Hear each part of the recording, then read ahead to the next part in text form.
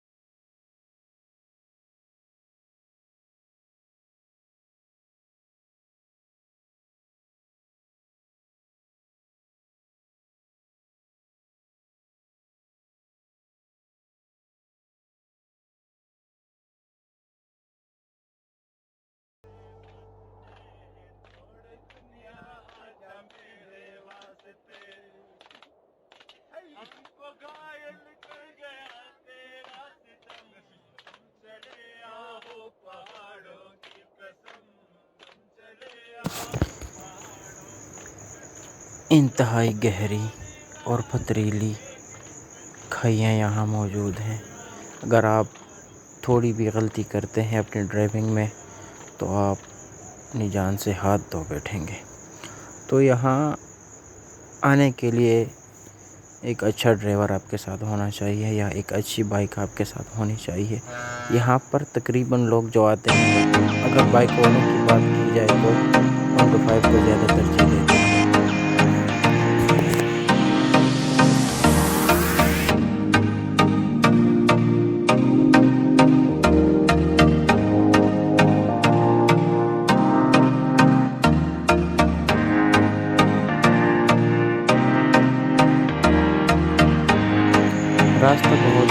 ख़राब होने की वजह से अगर आप वापसी में आते हैं तो आपको एक डेढ़ घंटा इंतज़ार करना पड़ता है, क्योंकि दूसरी साइड से भी गाड़ी आ रही होती है और इस साइड से भी गाड़ी जा रही होती है।